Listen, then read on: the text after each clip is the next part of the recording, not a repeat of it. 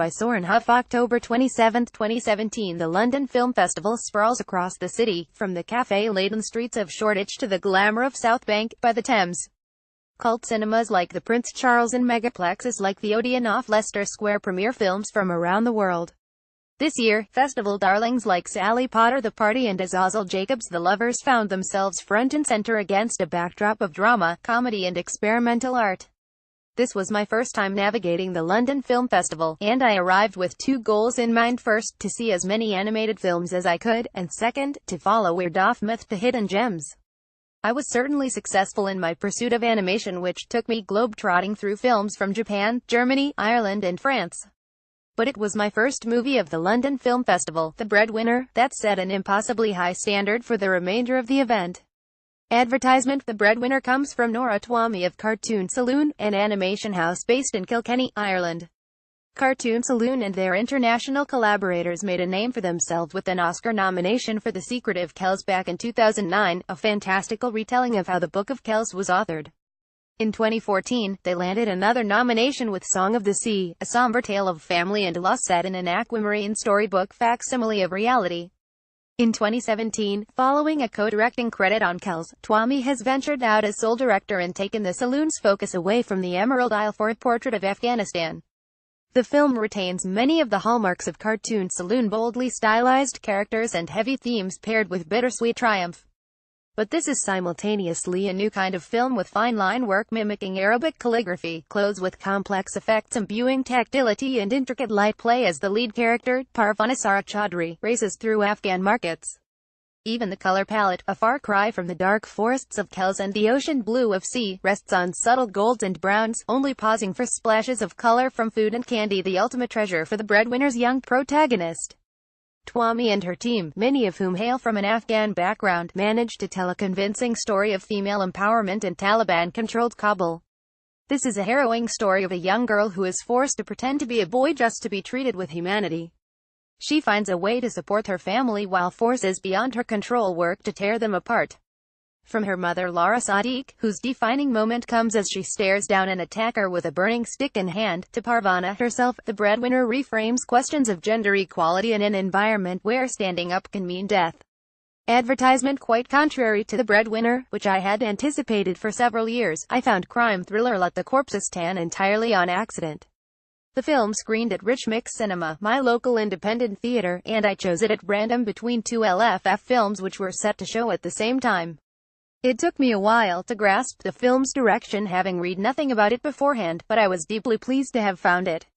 Let the Corpses Tan is an outstanding effort from French directing duo Eline Catte and Bruno Frazzani. Corpses uses every cinematographic trick in the book to accentuate a simple premise. A reclusive artist named Lucelina Lowenson hosts several mysterious guests at her run-down estate in Corsica. The idyllic setting quickly reveals a tale of robbery and murder, spinning the film into a whirlwind of bullets as the clock winds down. Manuel de Casa's sharp camera work is entrancing. He guides our eyes as we pass through a bullet hole in a painting to gaze at a spectacular Mediterranean sea. He forces us to watch as he tracks between characters staring each other down at a meal, their faces getting closer until they're nearly touching. Through his lens, blood becomes paint, murder becomes butchery, and sex mimics hanging meat. These shots would be for nothing if not held together with fluid editing to keep up unrelenting tension, and, it should be noted, a deeply twisted sense of humor. In one memorable cutaway, a bird's-eye view of the estate is a drawn map as a frenetic shootout unfolds below, and off-screen women drop ants onto the map, their hustle and bustle mirroring the action of the main characters. These moments are balanced with both extreme violence and concerted beauty. One gunman wanders through pitch-black night as embers dance around him, only to conclude with a gruesome end of melted gold and dripping blood. Advertisement: following Buzz, it would be hard to ignore it. The decidedly more innocent The Florida Project from filmmaker Sean Baker.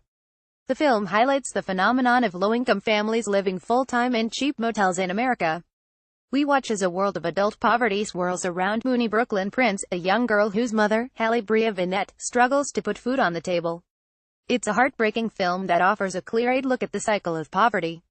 Halle isn't a bad mother, and the kind-hearted motel manager, Bobby Willem Dafoe, knows that she's doing her best. She seemingly takes time out of every day, no matter how hard or painfully she works, to make sure Mooney is engaged, entertained and protected. but that isn't enough and Bobby is forced to run interference for her time and again. The film builds toward a breaking point that Mooney, who merely parrots adult language, never truly understands.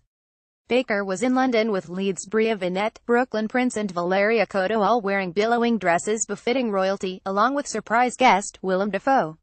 In a post-film Q&A, Baker revealed pieces of the film were improvised while other scenes featured candid footage of his actors in character interacting with strangers. The easy chemistry between Dafoe and Vinette and their younger counterparts was evident as they bounced back and forth with laughter and anecdotes. But it was toward the end of the night that Baker made an earnest plea. He wants a social rights campaign to emerge from his film. Housing is a fundamental human right, he said. Few movies make a better case for his call to arms than The Florida Project. I continued to ricochet back and forth between East and West London for the remainder of the festival. At BFI South Bank, I caught David Clarebout's The Pure Necessity, a deconstructed version of the Jungle Book 1967 scrubbed of all dialogue and personification. It was an intriguing idea that questions fundamental ideas of where we find life in animation, although in execution the film felt perhaps unintentionally stilted. The Pure Necessity was accompanied by an excellent sci-fi short film called Earth, which harkens to Le Jeté as a lonely scientist Janice Kerbel, trapped in a biosphere on some impossibly polluted future Earth, monologues through diary entries. Advertisement. I was less enamored with Mutafakaz, a French-Japanese animated picture that feels like a stylized 2 a.m. Adult Swim short stretched to feature length. It's an attractive film that feels at times like street art come to life. Yet for all of its well-drawn hyperviolence, the liberal use of flashpoint cultural iconography in Mutafakaz rarely offers more than what you see: sound and fury, signifying nothing. It was refreshing days later to dive into the abstracted mermaid world of Lu Over the Wall, a film from Adventure Time veteran and Keiba creator Masaki Iwasa. Here's a film which overlaps with aspects of Ponyo, that other wonderful mermaid adventure, but takes the coming-of-age story in a musically charged direction rife with humor and soul while navigating the perilous shores of xenophobia and loss. It was a joy to hear from so many directors discussing their films with an international audience of students, journalists and film lovers. Azazel Jacobs offered fascinating anecdotes about how he managed to build his dream cast for the amiable if forgettable The Lovers. In a markedly cuter environment, Patrick Imbert of Ernest and Celestine fame fielded questions from an audience of children about his favorite barnyard animals.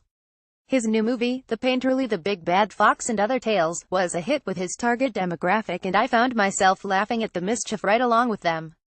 The last film I caught at London Film Festival was The Party from Sally Potter. It's a short movie clocking in at just 71 minutes and it's paced like a Oni act play, the perfect end to a long week. The Party is a fantastic showcase for Cillian Murphy, whose trademark anxiety here works in favor of dark comedy. Opposite, Patricia Clarkson's sardonic admonishments grow increasingly barbed as the night spins out of control.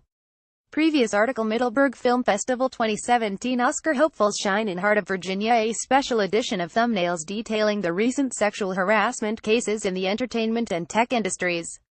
A column on the lack of diversity in this year's potential Oscar nominees. An interview with David Schwimmer that has gained prominence recently after the story about the day it was held came. This message came to me from a reader named Peter Svensland. He and AFR reveal comments powered by